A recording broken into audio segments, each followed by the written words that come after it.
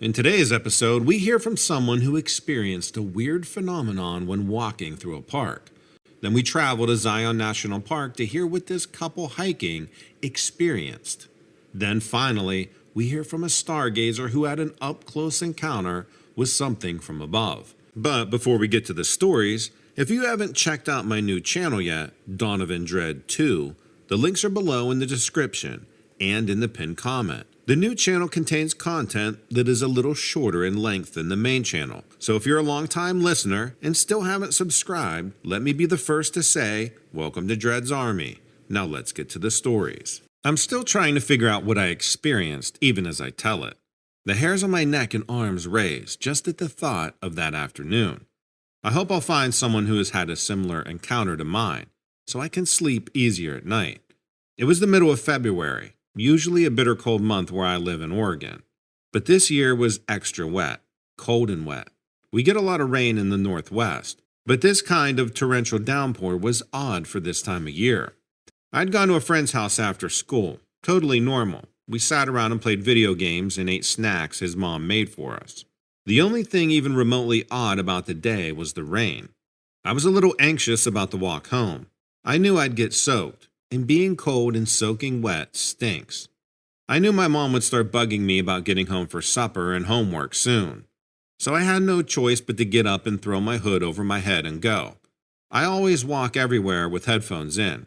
I listen to music. It helps the time go faster on my way home. The walk takes about 25 minutes depending on how fast I'm walking. I head north toward a small lake that has benches and play stuff for kids. We call it a pond. The word pond is less intimidating, maybe, so everyone feels more confident walking around it. I don't know. People feed ducks when the weather is good. No ducks today. They must have gotten the memo that the weather sucked. I didn't see anything. There was nothing out of the ordinary going on at all. In fact, at this point, I wasn't even thinking about anything strange. But it wasn't long before I felt something off in the air. I looked around, sort of swinging my whole head back and forth, because I was wearing my hood to keep my head dry. I wasn't able to see really great by doing that, but either way, I still saw nothing. And that was the thing that threw me off. I saw nothing.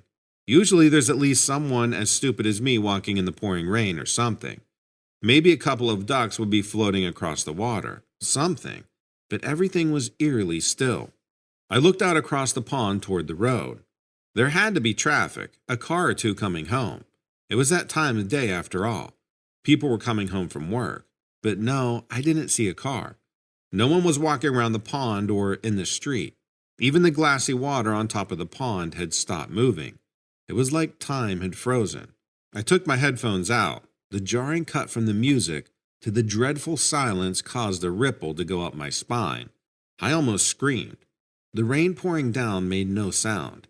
My feet splashing on the wet concrete did make a sound. I quickly jammed my headphones back in to make sure I wasn't going crazy. The music was playing loudly. I took them off again and shoved them into my pocket. While I was worried that maybe I lost my hearing or something, I wasn't paying attention because the next thing I knew, the sky was completely black. No light, just clouds so dark and thick, it made me think of my mom's hair when I was a baby. This thought spooked me just as much as the silence in the dark clouds. I'm not the sentimental type. I started walking much faster, as fast as I could. The way my feet were moving caused the water to splash up to my knees. The raining was pooling on the hood of my jacket, and the rain was dumping off of my hood into my vision, and still, I couldn't hear it at all. I caught my breath and leaned down to pick up a rock, and I threw it in a huge lob into the pond. It seemed to stop time. Finally, it hit the water with this big echoey plunk. I remember thinking, thank God. I started walking fast again. I wanted to get home as quickly as possible. I could feel the dread in my bones. The silence and the loneliness had gripped me tight. My head was feeling foggy. I took several quick steps and my legs started giving out on me. I fell sideways. Now I was truly drenched. I may as well have gone for a swim. Something in me tightened even more, and I had this sensation like I was the last human on earth. I have never been so afraid in my life. If I didn't think of my mom and dad at home waiting for me, I may have stayed down and cried until the rain swallowed me. I pushed myself up onto my knees and then to my feet. I looked around and I realized I hadn't made it nearly as far around the pond as I had thought. I could turn and walk back to the entrance to the park I'd came in less than a minute.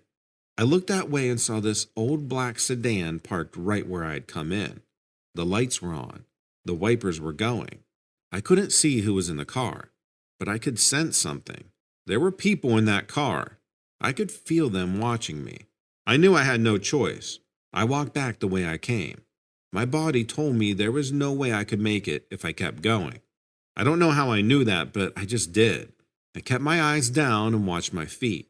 With each passing step as I got further from the pond, the sound of my footsteps returned little by little. I kicked the water and heard the familiar splash. When I stepped past the gate marking the park entrance, I saw that the black sedan was gone.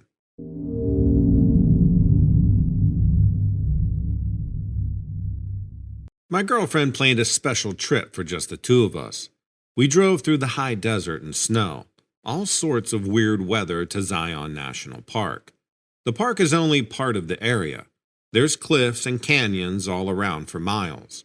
Some people come up to do the tourist thing, and some come to hike the hardcore trails. My girlfriend showed me pictures of all the trails and the hikes that we could do. I told her whichever trail she wanted to hike was fine with me. So of course she picked the most intense hike there was. The trail app said it was about 9 hours in total. 9 hours of hiking seemed insane to me, but what do I know? We got up early before the sunrise, packed some snacks and water, and headed out. To get to the trail, we had to drive about an hour and a half into the desert, and then turn up into the canyons. The cliffs were all these strange alien colors. We parked in some cactus field. That is really the only way I can describe it.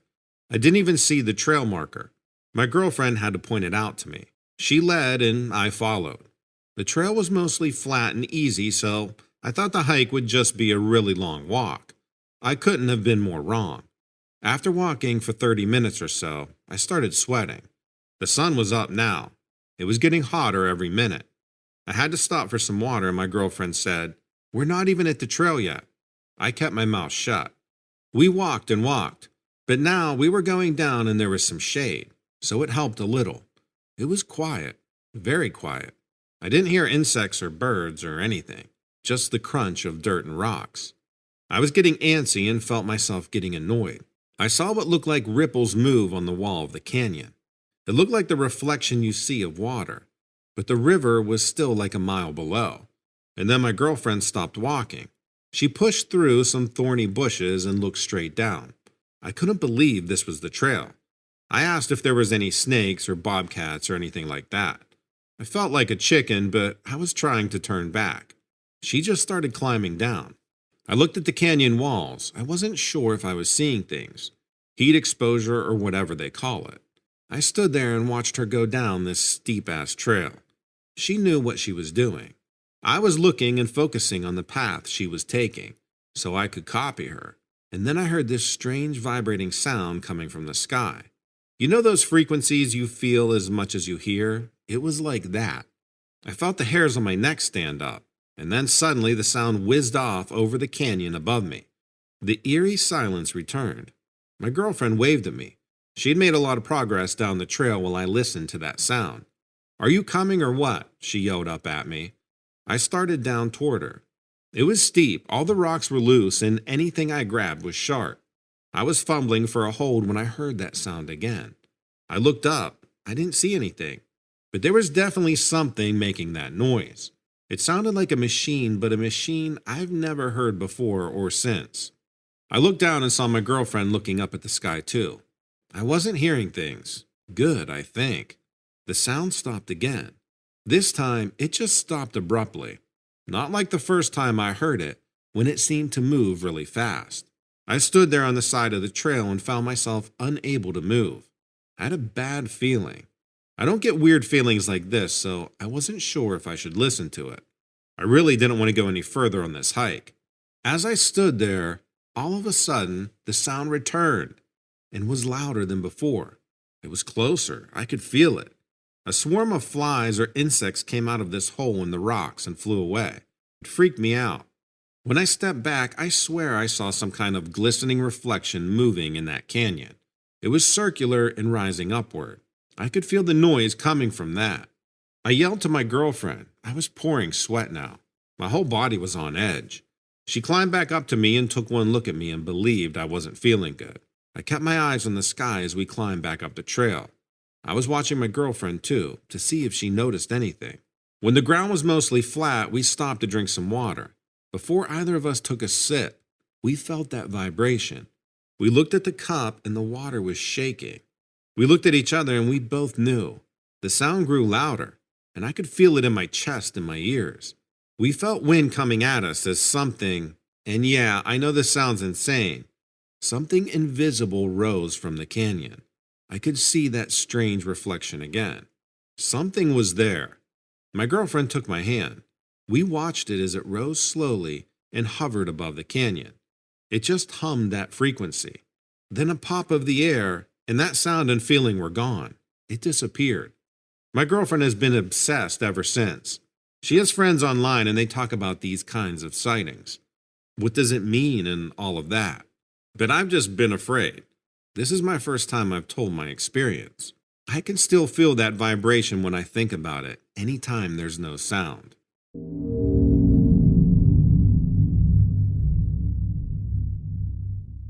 I'm hoping this reaches someone else who has experienced something like I have. Nobody I've talked to believes me, and it makes me feel crazy. Even my mom and dad laughed at me, and they're supposed to be supportive, right? I've been called a nerd and a dork because I like astronomy. All my friends rolled their eyes when I asked for a telescope for Christmas instead of a PlayStation like all the other kids wanted. But that's what I did. And I have seen some cool stuff up there in the sky. I always check the weather reports. Clear nights are a gift for anyone interested in watching the stars. I passed my driver's test the month before, so I had the freedom to drive where I wanted to and set up my telescope. I drove further than I had before. Not really far, but maybe 30 minutes from where I live. The area where I went is quiet. A big bluff overlooking a quiet beach area. I was stoked because the sky was mostly clear, and there was only a few clouds. There was no rain in the forecast. I set up my telescope and made sure everything was perfect. I was just about ready to start observing the sky when I noticed a shadow crossing over me. Everything went dark for a moment. I looked up and saw something moving just out of my vision. It looked like a bat, but it was way bigger. I thought maybe there were eagles or some other kind of nocturnal bird flying around. I looked up at the sky and waited to see what was up there again. Whatever I saw didn't come back. Felt a little spooked. Probably just being out at night alone. There's nothing dangerous around there unless you're afraid of mosquitoes, maybe. I brushed it off, remembering my scientific mind. I set my eye to the telescope and looked out to see the stars. Everything up there was beautiful, and in a second or two I forgot about seeing any shadow flying above me. And that's exactly when it happened again. This time I had my eye looking through the telescope, and my vision went black. I jumped back and knocked my telescope over. I barely grabbed it in time before it went crashing down. I looked up and again saw something strange and shadowy moving across the sky. It had wings and maybe was the size of a person. I couldn't tell from where I stood. It made me really uneasy. This thing was massive. Then I felt very alone out there with just my telescope. I wished I had brought a friend or my dad, but nobody else cared about looking up at the stars. I stood there and watched the sky for maybe about 15 minutes or so. I couldn't peel my eyes off the sky. I expected to see it at any moment. I couldn't tell if I was scared or curious. I was a little of both, I guess. Nothing flew overhead. I thought it was probably an optical illusion, or maybe my brain just made it all up. After all, I did spend a lot of my time looking through a telescope hoping to see things. I was about to put my telescope away and go back to my car and just leave when I saw the shadow again. It soared directly above me. I was awestruck. I thought it could be the military doing some flight suit experiment. It looked like a man. I was confused, and now I was truly scared. As I watched it cross over the sky, two red glowing eyes looked down at me. I almost screamed. I stumbled and watched it do this arcing turn in the sky and come back toward me. The eyes seemed to be locked in on me. It was coming directly at me, I'm certain of it. It came lower and lower, and those eyes never blinked at all. I could see now it was definitely something like a man, but thin, like it needed to eat. The skin was almost translucent black. It had wings. They were black and shiny. I had no intention of that thing getting anywhere near me. I left my telescope there and just ran to my car. I felt stupid when I locked the door, like it would protect me from whatever the hell that thing was. I sat there and just tried to catch my breath for a moment. I collected my thoughts as best as I could and looked up at the sky through my car window. I braced myself to see it diving right toward me, but it was gone. I went to the other side of the car and looked. There was nothing up there except the night sky and a couple of clouds. I sat there in the driver's seat for a while. Every minute or so, I would look up above. Half of me hoped to see it so I would know I wasn't crazy, and the other half of me hoped I wouldn't see anything at all. I knew I had to get out of there. I was about to open the door and run and collect my telescope as fast as possible when the windshield of my car darkened. The shadow of that thing. It was flying directly above me again. I said to hell with my telescope and turned the key in the ignition. I've never driven that fast in my life, and I probably looked crazy because I kept checking out the window for a shadow following me, or to see those red eyes glowing up there in the sky. I wasn't driving as safely as I should have, but I couldn't help it. I needed to outrun whatever it was with those red eyes. I spent the entire drive home so scared of whatever was flying around up there that I forgot an excuse to tell my parents about my telescope. Let me know what you think about these stories in the comments below. Also, make sure to check out dreadsarmy.com, where you'll find all of my stories and multiple strange and weird news posted every single day. If you want to be part of the discussion, check out the forums on Dread's Army. We also have a Facebook group so you don't miss out on any updates. Thanks and take care.